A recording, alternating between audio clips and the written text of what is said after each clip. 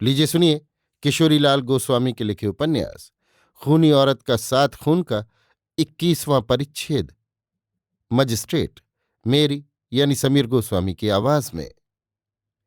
मेरा मामला जब शुरू हुआ तब कोतवाल साहब ने हाकिम के आगे खड़े होकर यों कहा, हुजूर, इस औरत के जिन तीनों फल्गु वगैरह हरवाहों के हाजिर करने का हुक्म हुजूर ने दिया था, वे कल रात को कानपुर की कोतवाली में मर गए। वे तीनों सिर्फ 2 दिन के बुखार में कूच कर गए, इसलिए अब उनका हाजिर करना गैर मुमकिन है। हाँ, रसूलपुर गांव के रामदयाल वगैरह 6 चौकीदार हाजिर हैं। ये सुनकर मजिस्ट्रेट ने उन 6 को अपने सामने बुलाकर उन सबों का बयान लिया। मजिस्ट्रेट के सामने भी उन रामदयाल वगैरह 6 ने अपने बयान में वे ही बातें कहीं जो रसूलपुर के थाने पर पुलिस के अंग्रेज अफसर के सामने कही थी। इसके बाद हाकिम ने मेरी ओर देखकर यूं कहा, दुलारी, तुम्हारा 2 किस्म का बयान मेरे आगे है। अब तुम ये बतलाओ कि उन दोनों में कौन सा सच्चा और कौन सा झूठा है। ये सुनकर मैंने कहा, हुजूर, ये बात तो मैं गरीब परवर के सामने कह चुकी हूं कि मेरा वही बयान सच्चा है जो कि मैंने रसूलपुर के थाने पर अंग्रेज अफसर के सामने लिखाया था। उसके अलावे कानपुर की कोतवाली में मैंने अपना कोई बयान नहीं लिखवाया है। कोतवाल साहब ने जो कागज पेश किया है और जिस पर मेरे अंगूठे की छाप है, वो किस किस्म का कागज है, ये बात भी मैं हजरत सलामत के सामने कह चुकी हूं। मेरा तो यही कहना है कि मैं बिल्कुल बेकसूर हूं, इसलिए हुजूर दया करके मुझ अनाथ और निरपराध लड़की को छोड़ दें, क्योंकि बेकसूर को दंड देना न्यायी हाकिम का काम नहीं है। मेरी बात सुनकर हाकिम ने मेरी ओर करुणापूर्ण दृष्टि से देखा और यूं कहा, दुलारी, ये बात तो तुम जानती ही हो कि 7 खून हो चुके हैं। मैं बोली, हाँ हुजूर, ये बात मैं जानती हूं। हाकिम, और ये बात भी तुमने मंजूर की है कि हिरवा नाऊ का गला तुमने घोंटा। मैं बोली, लेकिन मेरा इरादा खून करने का तो था नहीं। हाकिम, सुनो दुलारी, तुमसे जितना सवाल किया जाए तुम उसका ठीक ठीक उतना ही जवाब दो। मैं, बहुत अच्छा। हाकिम, तो हिरवा की जान तुम्हारे ही हाथ से गई ना। मैं, हाँ साहब। हाकिम, ऐसी हालत में तुमको खून करने के जुर्म में क्यों ना सजा दी जाए। मैं, हजरत, यहां पर यह भी तो विचारना चाहिए कि उस समय मेरे चित्त की क्या अवस्था थी। क्या उस समय की अपनी दशा का हाल मैंने अपने बयान में नहीं कहा है। हाकिम, कहा तो है, मगर इन 7 खूनों का इल्जाम तुम पर लगाया गया है। ऐसी हालत में मैं किस तरह तुम्हें छोड़ सकता हूं। मैं, तब फिर आपके जो जी में आवे सो आप करें, क्योंकि आप हाकिम हैं और मैं एक महातुच्छ और अनाथ लड़की हूं। ऐसी अवस्था में भला मैं आपकी मर्जी के खिलाफ क्या कर सकती हूं। ये सुनकर हाकिम ने मुझसे कहा, दुलारी, तुम अगर चाहो तो अपनी तरफ से किसी वकील या मुख्तार को खड़ा कर सकती हो। इस पर मैंने यों कहा, मेरे पास इस समय एक फूटी कौड़ी भी नहीं है, फिर बिना पैसा लिए कोई वकील या मुख्तार मेरे वास्ते कैसे खड़ा हो सकता है। हाकिम ने कहा, नहीं, पैसे रुपए की कोई जरूरत नहीं है। अगर तुम चाहो तो सरकार की तरफ से मुफ्त में तुमको वकील मुख्तार मिल सकते हैं। मैं बोली, नहीं हुजूर, इसकी मैं कोई आवश्यकता नहीं समझती, क्योंकि वकील मुख्तार दिन को रात और रात को दिन या सच को झूठ और झूठ को सच थोड़े ही कर देंगे। ऐसी अवस्था में झूठ मूठ में किसी वकील या मुख्तार को खड़ा करके अदालत का व्यर्थ समय नष्ट करना नहीं चाहती। हाँ, अगर हुजूर हुक्म दे तो मैं हजरत सलामत से कुछ पूछूं। ये सुनकर हाकिम ने कहा, तुम जो कुछ पूछना चाहो बेखौफ पूछ सकती हो। ये सुनकर मैं बोली, इस खून की तहकीकात में ये बात साफ तौर पर जाहिर हो चुकी है कि मेरे घर की सारी चीज वस्तु गायब हो गई है। क्यों, ये तो ठीक है ना। हाकिम, हाँ, ऐसा ही तो जाहिर हुआ है। मैं, तो कौन शख्स मेरे घर की सारी चीजें लूट ले गया। हाकिम, ये मैं नहीं बतला सकता, क्योंकि इस बारे में मुझे कुछ मालूम नहीं हुआ है। मैं, अच्छा, कोतवाल साहब ने वो जो मेरे अंगूठे की छाप लगा कागज पेश किया है, उसमें एक ही तलवार का जिक्र है, पर उस कोठरी में से जिसमें कि 4 लाशें पाई गई थीं, कै तलवारें बरामद हुई हैं। मेरी ऐसी बातें सुन हाकिम ने कोतवाल साहब की ओर देखकर उनसे यूं पूछा, क्यों साहब, उस कोठरी में कै तलवारें पाई गई। इस पर कोतवाल साहब ने यूं कहा, हुजूर, उस कोठरी में 4 तलवारें बरामद हुई थीं। हाकिम, मुझसे तुमने अपने सवाल का जवाब पाया ना।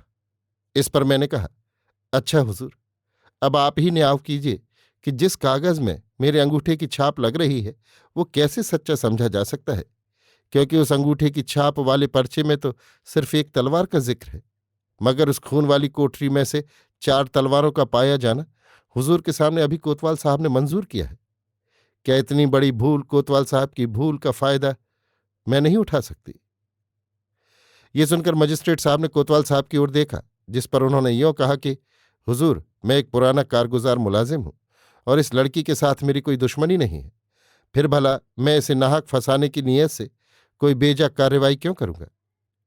बस मेरे आगे जो कुछ बयान इस नौ उम्र औरत ने दिया, वही ज्यों कहते हुजूर की खिदमत में पेश किया गया। अब रही तलवार की बात, सो उसके बारे में ये अर्ज है कि वे चारों तलवारें इसके मकान से लाई जाकर कोतवाली में रखी हुई हैं और रजिस्टर में दर्ज भी की जा चुकी हैं। हाँ, इसमें उनका जिक्र करना रह गया।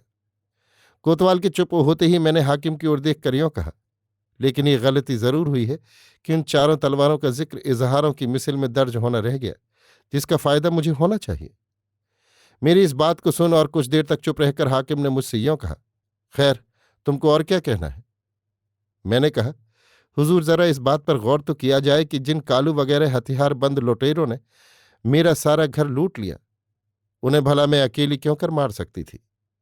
हाकिम, चालाक औरतों ने अक्सर धोखा देकर खून कर डाले हैं, क्योंकि इज्जत आबरू के बचाने का एक ऐसा ख्याल औरतों में हुआ करता है, जिस ख्याल की वजह से वे औरतें भारी से भारी काम कर डालने की ताकत पा जाती हैं।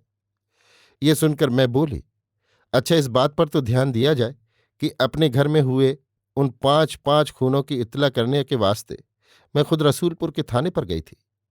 अब यहां पर यह सोचने की बात है कि अगर मैं ही खूनी होती तो खून की इत्तला करने जाती या अपनी जान बचाने के लिए कहीं भाग जाती? हाकिम, अक्सर चालाक और दिलेर खूनी अपने कसूर को किसी और पर मढ़ देने की गरज से अपने किए हुए खून की इत्तला करने खुद थाने पर पहुंच जाया करते हैं, मगर जब उनकी सारी कारस्तानी का भंडा फूट जाता है तो वे आखिर में लाचार होकर अपने कसूर को अदालत के सामने कबूल करते हैं और सजा पाते हैं। बस, अगर तुम भी कहीं भाग गई होती तो फौरन या देर में जरूर ही पकड़ी जाती और सजा पाती। तुमको ये बात अच्छी तरह जान लेनी चाहिए कि गवर्नमेंट की अमलदारी में कसूर करके कोई भी मुजरिम ज्यादा दिन तक लुक छिपकर अपने तई हरगिज नहीं बच सकता।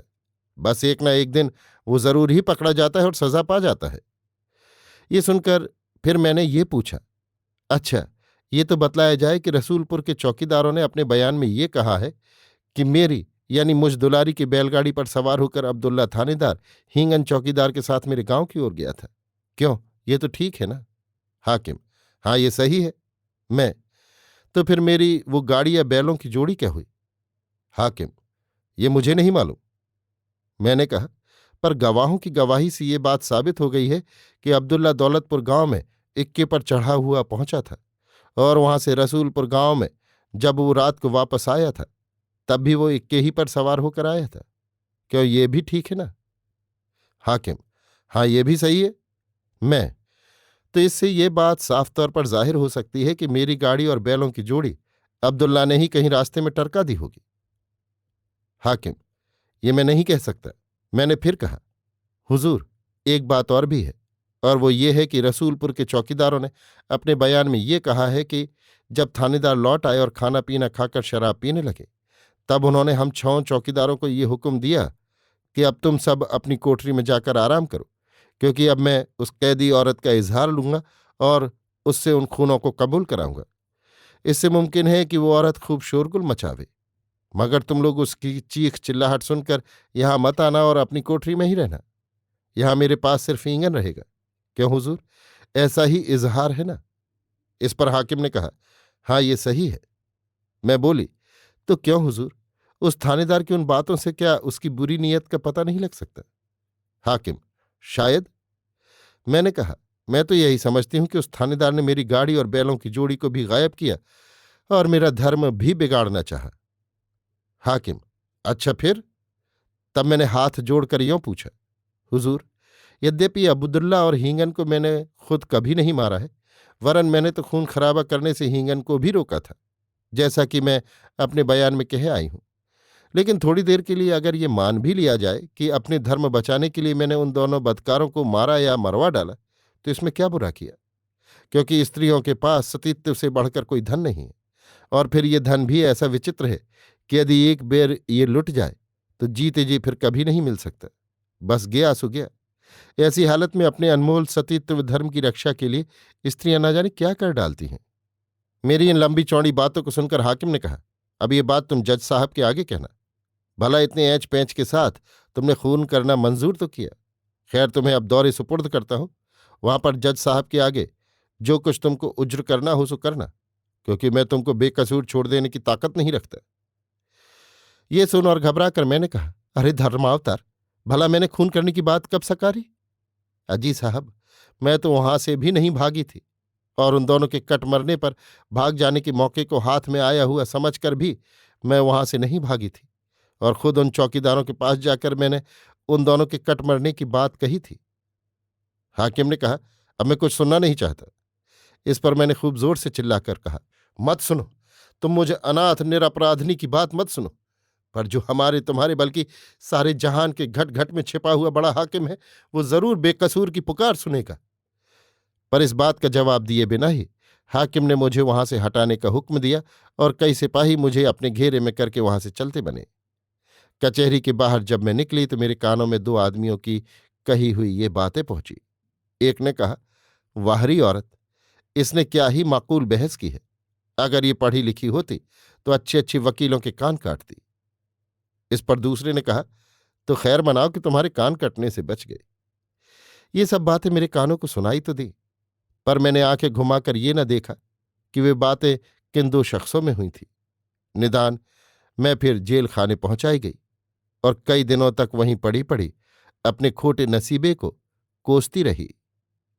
अभी आप सुन रहे थे किशोरीलाल गोस्वामी के लिखे उपन्यास खूनी औरत का 7 खून का 21वां परिच्छेद, मजिस्ट्रेट, मेरी यानी समीर गोस्वामी की आवाज में।